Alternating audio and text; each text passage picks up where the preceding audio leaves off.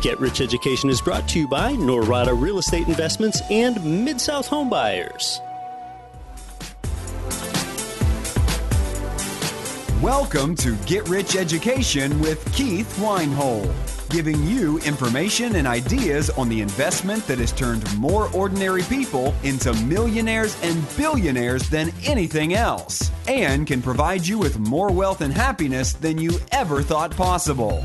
Now, here's your host, investor, entrepreneur, business owner, and educator, Keith Weinhold.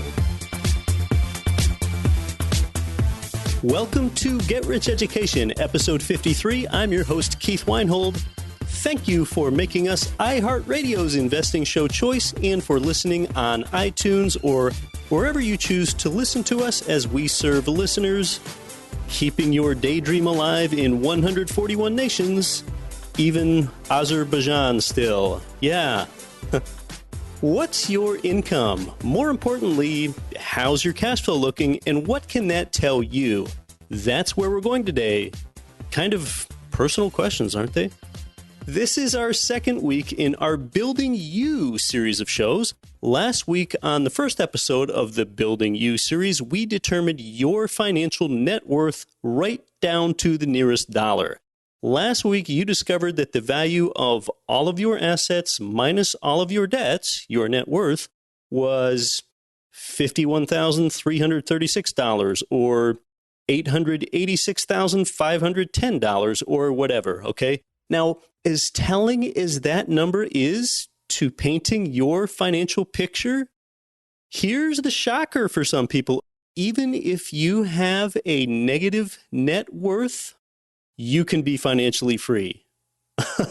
That's right. Even if the value of your debts exceed the value of your assets, you may very well possibly be financially free. Okay, that's an unlikely scenario, but how can that be possible? That is possible if you have enough passive cash flow, okay? We're going to take a look at an example of that particular situation in a few minutes, but first, cash flow is your income minus your expenses. Income minus expenses, and that's usually measured on a monthly basis. If you go to work at a day job, that's your income, and there are typically very few expenses to go along with that day job, so that's often a person's number one cash flow generator. But there's a problem with that. You're trading your time for dollars there. You're selling your time for money, and often in something that you're not even passionate about. Okay, now, even if your job isn't bad, there's probably something else you'd rather be doing with your time than spending that many hours at work. So let's break down how your cash flow is calculated in order to build your personal cash flow statement. It's really simple. Let's set this up sort of like the way we did last week when we calculated your financial net worth, whether that was done on an Excel spreadsheet or even a piece of paper. Last week, we discussed that net worth is laid out with assets on the left side of your sheet, liabilities to its right, and then real estate equity on the far right, if that's applicable to you. Now, traditionally, your cash flow statement, however, is laid out with all of your sources of income itemized in total at the top of the sheet, and the same is done for your recurring monthly expenses on the bottom of the sheet. So instead of left-right, like assets and liabilities, this week with cash flow, it's top and bottom. Okay, so first, let's just tally up your monthly income at the top of the sheet, okay?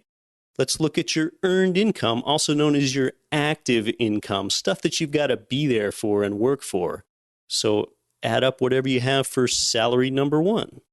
Write out whatever salary number one is, write the dollar amount next to it, do the same thing for salary number two, do the same thing for any wages that you might have, any bonuses, tips, commissions, they're all their separate item. Next, let's look at your passive income. These are things that you want to put at the top of your cash flow statement too. Your real estate rental income. Hopefully you're getting more and more of that. That's the amount of rent income before any expenses on that rental property, okay? Just income here. And that's my number one income source in my life, okay? It's not earned income. Hopefully you're increasing your proportion of that. Add in there any self-employment income that you have. That's another line item, okay? Any freelance or consulting income. If you've got child support or alimony, that's another passive income source, okay? Any government benefits, unemployment, disability, VA benefits. Any investment income that you have. Interest income, dividends, capital gains, distribution. Every one of those gets its own line item, okay? If you have any retirement income, pension, Social Security, annuity, on a monthly basis, what are those amounts? If you're in retirement, you might have a retirement plan distribution, 401k, 457, IRA, any withdrawals there. So at the top half of your cash flow statement, you're going to write those names of every individual income source that you have in life, write in the amount of income next to them, and total up your income for the month in a monthly total income figure. All right, so before we go on to expenses, for income, just to compare, the median household income in the United States, you want to know what that is and how you compare? The median household income, everyone that lives in your household in the United States, it is $53,000 annually today, okay? And notice that that's down from the 1999 peak of $57,000 when you go ahead and adjust this for inflation. Okay, so the middle class is falling behind, all right? There's a lot of evidence based on annual income that the middle class continues to shrink. But that's a topic for another day, okay? The top 10% of Americans have an annual household income of $145,000. The top 1%, what's the top 1% of household income, not net worth? We're talking about income here in the U.S. The top 1%, that's those that make $400,000 or more per year. Okay, so that was just to compare. So now we calculated your income at the top half of the cash flow statement. On the bottom half, you're going to write the names of every individual expense that you have in life, write in the amount of the expense next to them, total up your expense for the month in a total monthly expense figure, okay? And get all your expenses out there. You're going to have fixed expenses like the mortgage or rent on your home, the mortgage or other expenses on your rental property, car payments, insurance payments, property taxes, although you might just roll those up as escrow expenses in your PITI number, okay? Any alimony or child support payments, investment contributions that you're regularly making. Those are fixed expenses, and then you're going to have variable expenses too. Get them out there. Groceries, utilities, medical care, entertainment or hobbies, dining out, maintenance on your home, maintenance on your automobile, spending money. And since these are kind of variable, you can kind of estimate what they are for the year and divide by 12 to make that cash flow number derived from your expense number in part more meaningful to you, okay? So now you've got a total monthly income number at the top of the cash flow statement. Subtract the total monthly expense number at the bottom, and there you are. That is your total monthly cash flow. That includes active and passive income minus all your expenses. And typically, you're going to have fewer large income sources, and you're going to have this high number of smaller little expenses in your life. And hey, let's touch on what cash flow is not. Cash flow is not investment income and dividends. They might be listed as forms of income, but, if they're in retirement accounts or those dividends are automatically reinvested, you wouldn't list those on your cash flow statement if they're in retirement accounts. Okay, that's because you aren't taking that money as liquid cash. And yeah, retirement accounts don't look so good when you get the clarity of building your all-important cash flow statement. That type of activity can result in an increase in asset value when you have a retirement balance going up, but that's not cash flow. It's not liquid, okay? So see, this is easy. Calculating your cash flow is just total income minus total expenses on a monthly basis, okay?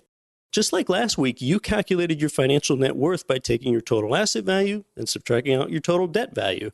It's just addition, subtraction, multiplication, and division here, just like most every real estate investor metric is too. It's really simple stuff. You don't hear me talk about using calculus or trigonometry or exponents here. The math is so simple in real estate investing. It's just knowing which calculation to use and which ones are the ones that matter. Cash flow matters. That is an investor's lifeblood. And just the same, it's the circulatory system of businesses when a business analyzes their cash flow statement. In a sense, you need cash, not assets, but cash just to function in an economy, okay? Not assets. Here's what I mean. If you're buying a plane ticket to go visit somebody, let's say you're buying your plane ticket to go to International Coffee Farms Investor Tour in Panama like I am next month, you're going to have to pay cash with it, okay? Even though it's probably through a credit card, you got to show some liquidity to the credit card company pretty soon to get that plane ticket and pay for that. Cash flow is what gave you that liquidity to function in an economy, all right? If you want that plane ticket and instead you show the airline or you show the credit card company that you have substantial equity in a Sacramento triplex, you aren't going to get the plane ticket. So cash flow, I think it's pretty easy to make the case that it is more important than net worth. Cash flow is what funds a lifestyle. Cash flow is also what goes into what I think is probably the most important investor metric when you're analyzing a property. Take a property's annual projected cash flow, divide it by the amount that you need to put into buying the property, typically in the form of a down payment and closing costs. Cash flow divided by the amount of money that you're putting into the property equals your cash on cash return. Now, to understand how important cash flow is, I said earlier that you can have a negative net worth, yet enough cash flow to be financially free, although that's kind of unlikely. Well, how would that work? Let's look at an example in a microcosm here. If you bought a fourplex and you have a mortgage loan on it for $300,000, but the fourplex value drops down to $250K, well, you're underwater $50K in that investment. Your net worth in that fourplex building is minus $50K. But the fact that property values declined might mean that renters no longer want to become buyers because they're too discouraged to buy into a declining market, so they stay renters. In a declining market price environment, lending standards often tighten, like what happened in the last housing downturn, and that renter cannot move out of your fourplex and become a buyer. I had something similar to this happen to me back in 2007, okay? So that higher rental demand from that condition increases the rent amount that you can get from the tenants on that fourplex, so your rent income and your monthly cash flow are now higher than ever, even though you would take a haircut, a write-down, if you sold the fourplex. So you hold on and enjoy that increased cash flow. So yeah, that's right. Your total liability in the form of the mortgage debt there in that microcosm can exceed that fourplex's asset value, yet your monthly cash flow is greater than ever. You can hold out in that situation theoretically forever because you're being paid to hold on to the building as you've outsourced that debt obligation to the tenants, okay? So again, it comes back to cash flow, which is the bottom line. So it's possible that one's net worth is zero or less, yet their passive monthly cash flow is, say, $12K a month, and they're financially free. Now, one thing to keep in mind is that your cash flow is likely more variable. It changes more than your more stable net worth, so we want to be sure to calculate cash flow conservatively. Well, why do you want to be conservative? It's because you want to have financial freedom without any worry. Now that you have both a net worth statement from last week and a cash flow statement from this week, you have two powerful tools to help you build your financial freedom and know when you're there. Now, you can use Microsoft Excel formulas to determine, for example, all kinds of interesting things now that you've done this, like what percent of your cash flow is a result of active earned income from your workaday job, and what percent of it is from passive cash flow from turnkey real estate investment property or other investments. Then over time, you can go ahead and track this percentage of your personal cash flow that is passive, as you probably want that ratio to increase over time.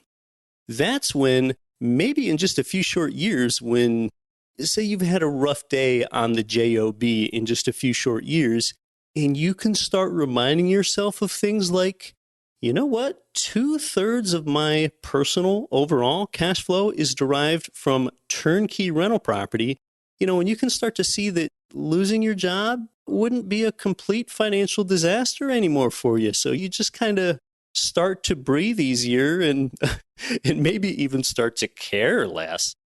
You can track your passive cash flow relative to different industry sectors too. That can be valuable to you. Say that you've learned that after tallying up your turnkey investment properties cash flows, you discover that more oil industry influenced markets like Houston and Oklahoma City, the properties that you have there constitute 55% of your passive cash flow dependency. And say you also own a reef oil and gas private equity fund that produces another 15% of your cash flow.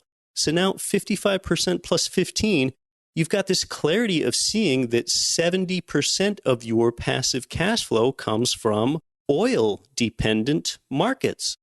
Now maybe your cash flow doesn't feel so sustainable, regardless of the absolute amount. It might not feel very durable to you over time, so you might want to rearrange things now.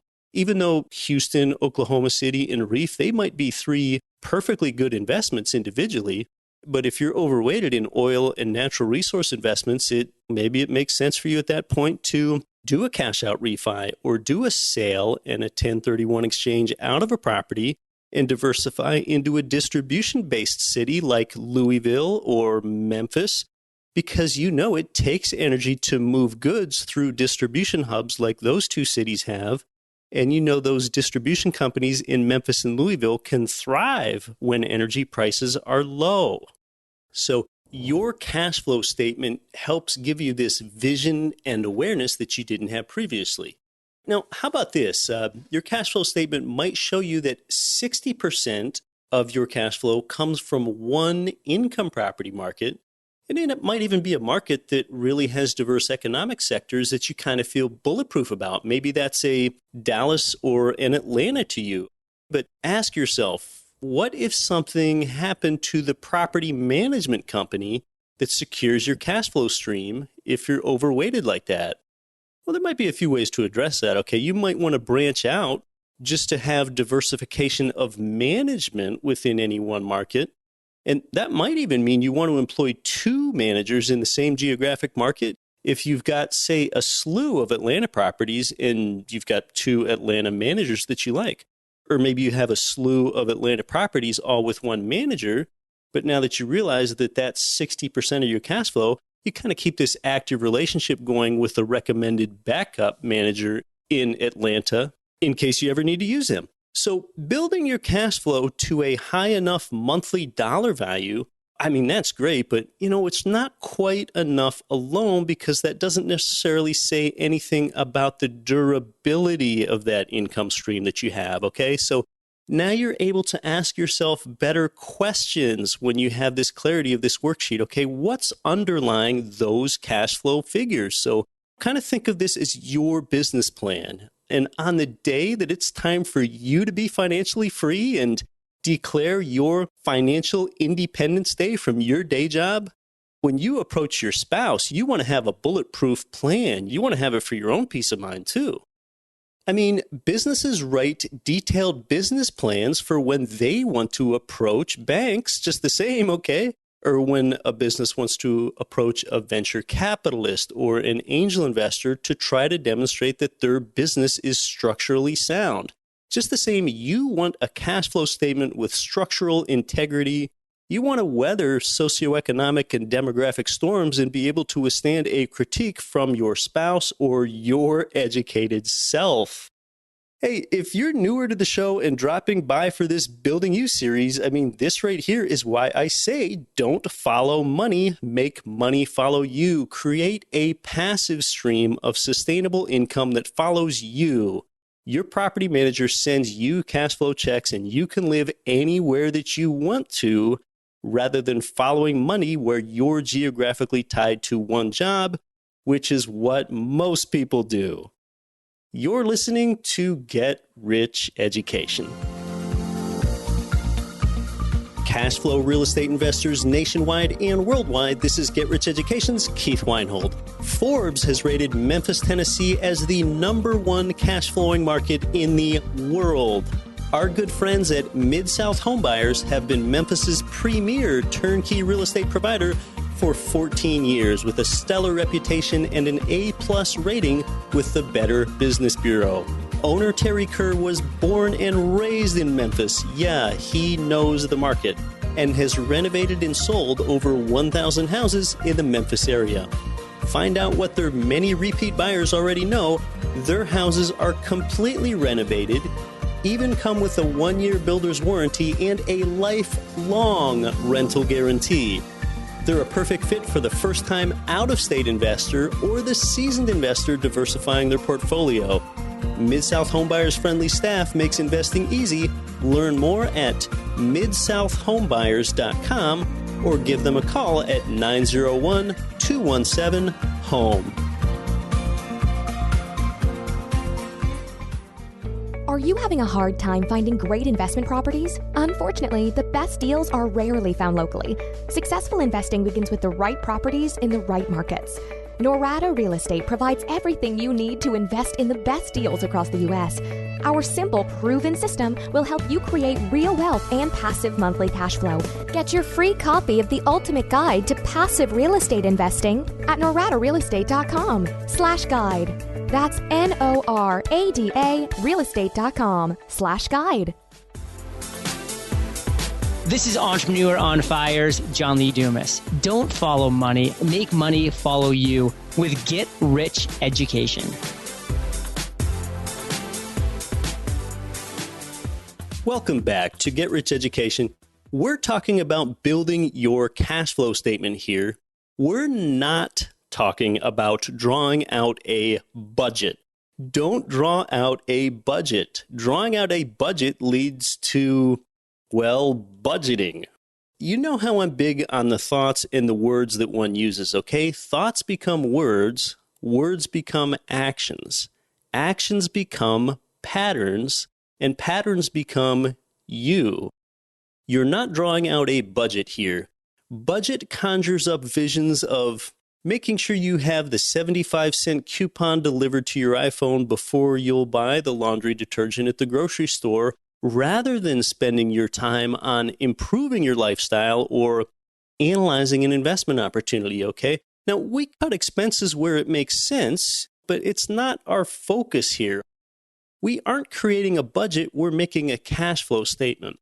I like to think that distinction is more than just semantics. It's almost a fundamental difference because of the way your mind is approaching this.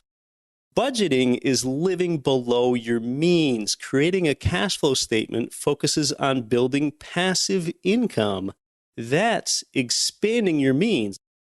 I mean, the word budget to me, that's like somewhere between a choice expletive and a foreign word, let alone impinging upon my tender sensibilities. I mean, budgeting, that's like a threat toward denigrating or jeopardizing my fragile quality of life here, okay? My gosh. Let's put together some scarce phrasing and just see how this sounds, just saying it out loud. So we'll use the scarce phrasing and then the abundant phrasing, and we'll compare, okay? So first, the scarce phrasing. I need to stick to a budget to save 20 grand. Then the abundant, I'm managing cash flows to get 20K of liquidity. Now, rewind that if you have to. Doesn't that sound like the first guy is retrieving golf balls that were hit into the woods, washing them, and then reselling them? While the abundant thinker learns how to lower his debt-to-income ratio to qualify for another rental property. Now, sometimes you've got to do what you've got to do, but we're discussing what to manage and focus on long-term here. There are ways to manage cash flows by cutting your expenses without diminishing your lifestyle, though. If you're paying a low deductible on your property insurance and yet you maintain plenty of liquidity, well, then you can look into raising your insurance deductible up to $5,000 or more and lowering your insurance expense that way. and that lower insurance premium expense, say it's now reduced by $40 a month, well, that goes straight to your cash flow, enhancing it by that same $40 a month. In any case, you often want to ask yourself the question, how can I turn my equity into cash flow? Not just so that it pays me a stream of income in my later years, my golden years, but that it pays me a stream of income starting now and stretching all the way through your golden years. So let's say your goal, your shorter term goal, intermediate goal, is that you want $10,000 per month of passive cash flow. Say to you that's financial freedom. All right, and here are a few ways to achieve it. Well, one way is to have a fantastic business idea, an amazing idea that you develop and sell to someone else, all right? Another way is in a high-yield savings account paying you 1% interest per year at these times. You would need to have $12 million of equity of cash in that account, okay? That's probably not a great or a realistic option for you. Another way is buy and hold dividend-paying stocks, which probably are not going to be the answer for you either, since the average dividend yield in the S&P 500 is 2%. That way you would need a balance of $6 million of stock to generate your target $10,000 of monthly passive cash flow. Bond yields aren't going to be much different than that, so that's probably not a great option for you. Gold and silver, I like to keep some gold and silver around, to have some of what I like to call money insurance. But see, that's on my net worth worksheet. But they don't provide the owner with any income, and that's not showing up at all on the more important cash flow statement that we're talking about today, okay? Gold and silver won't even show up on your cash flow statement because they don't produce income. 401ks, most retirement plans, forget it. They generally don't generate cash flow until your retirement age and you tear them down. On a cash flow statement, retirement accounts, they get exposed for the cash flow drag that they are. And if you're actively funneling your income into them, it shows up there.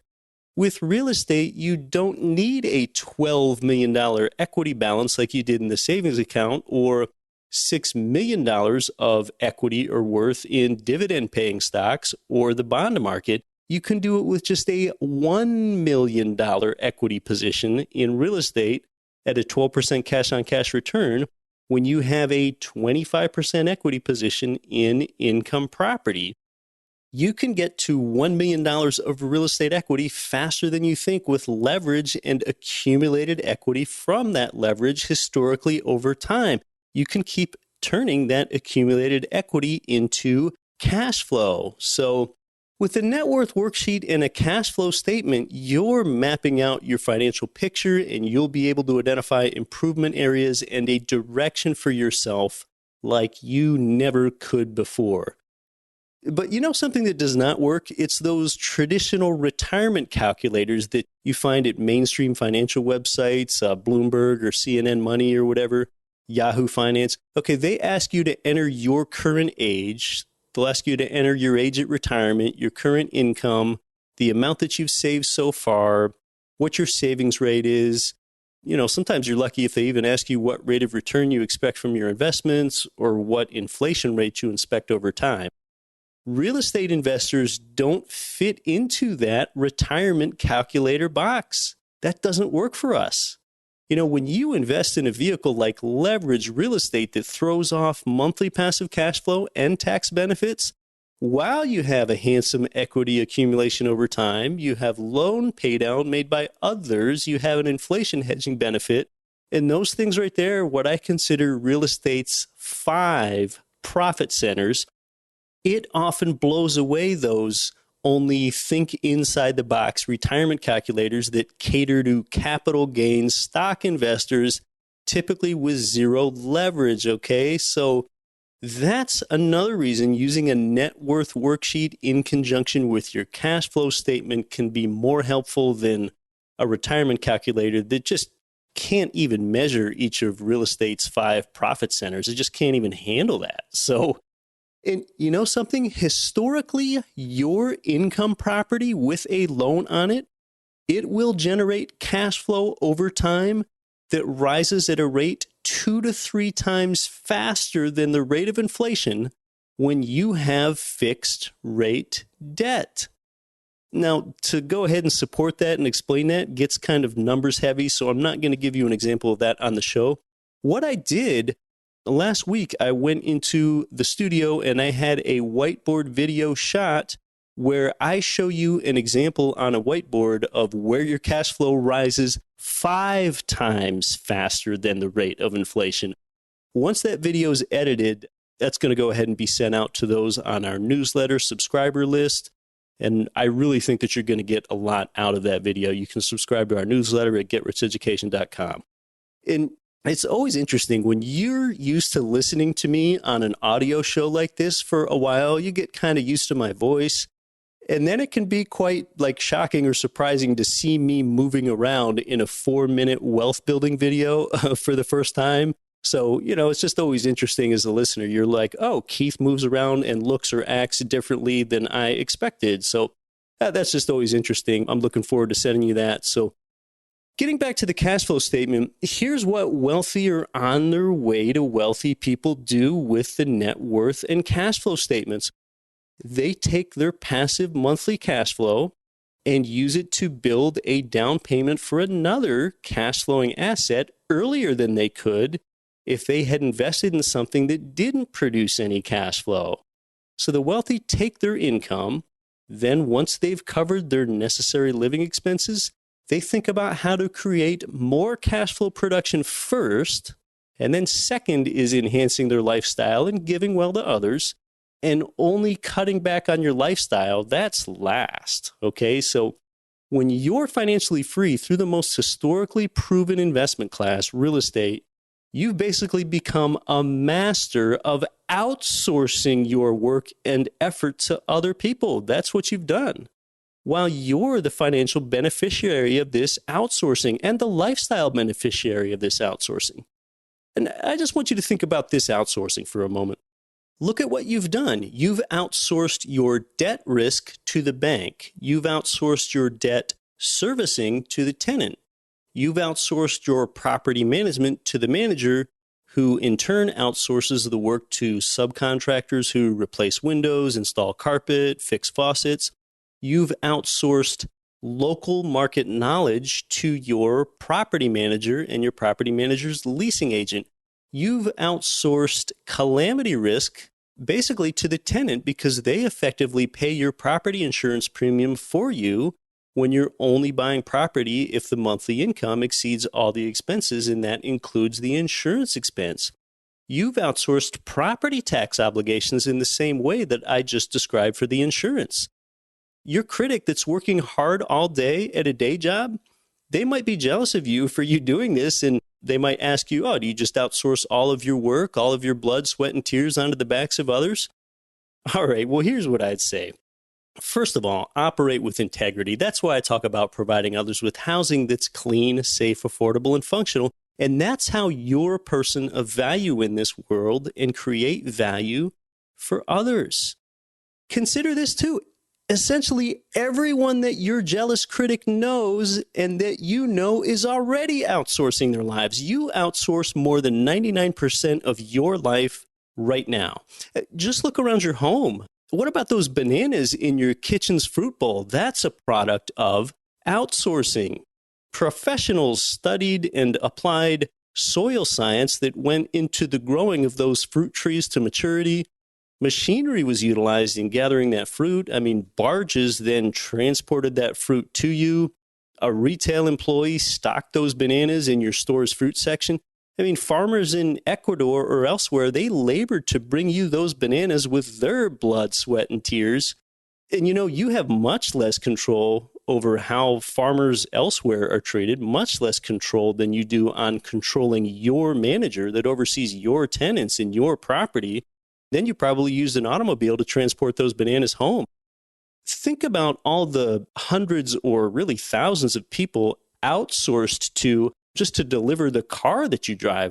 You can look around the rest of your home, the production and delivery of those windows, the drywall pieces, the overhead lighting. it's all a product of outsourcing the device that you're using to listen to me with right now.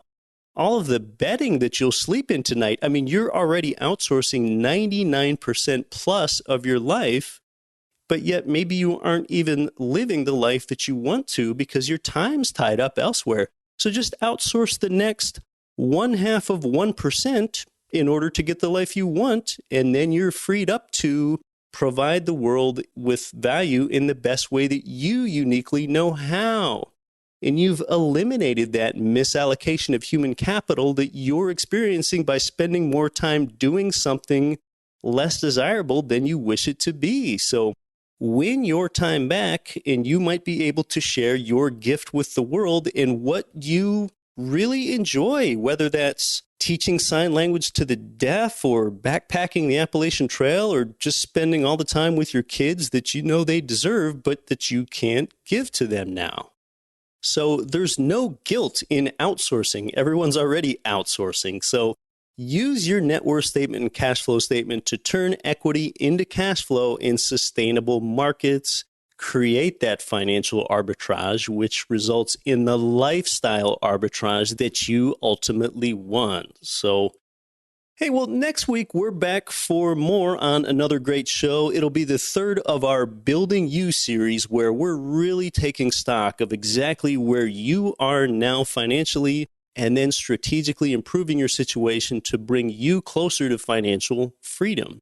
And then after that, we have a number of financing experts appearing as guests on GRE to give us more strategies toward how to make it easier for you to qualify for income property loans.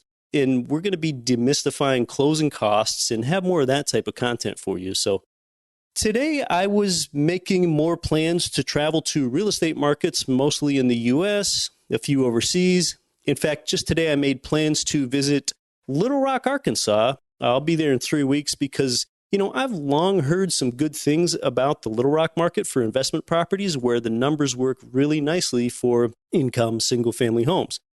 Little Rock has really good price to rent ratios. There's a very, very landlord-friendly law in the state of Arkansas. So my wife and I are going to get a tour from a provider there in Little Rock because I want to see what the real story is on the ground today and vet out the providers in that market as well and look at the level of rehab in some of the homes that they offer. So as always, I'm looking for cash flow in a good market that has durable market drivers for job creation and a good team on the ground. I'm also going to do a show from Memphis later for a market update there. Hey, tell a friend about Get Rich Education. We're making it easier than ever for your friend to find the show. Some people just aren't really down with the entire ecosystem of how to listen to a program like this. So the way we've made it easier, what one can do now is go to getricheducation.com/iTunes to find the show on iTunes, or go to getricheducation.com/iHeart to find the show on iHeartRadio. You can even enter /iHeartRadio. They'll both take you to the same place. Or getricheducation.com/Spreaker to find the show on Spreaker, or /Stitcher for Stitcher. So if you have a friend you think would be served well by listening to the show, please share it with them. If you use the subscribe option on your chosen listening platform, you'll be ensured of never missing a weekly episode. I'll see you next week. Now go out there and don't quit your daydream.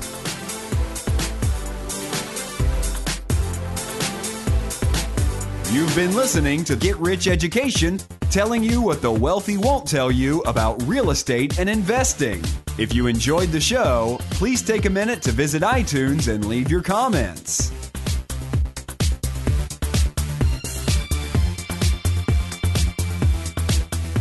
Nothing on this show should be considered specific, personal, or professional advice. Please consult an appropriate tax, legal, real estate, financial, or business professional for individualized advice. Opinions of guests are their own. Information is not guaranteed. All investment strategies have the potential for profit or loss. The host is operating on behalf of Get Rich Education, LLC exclusively.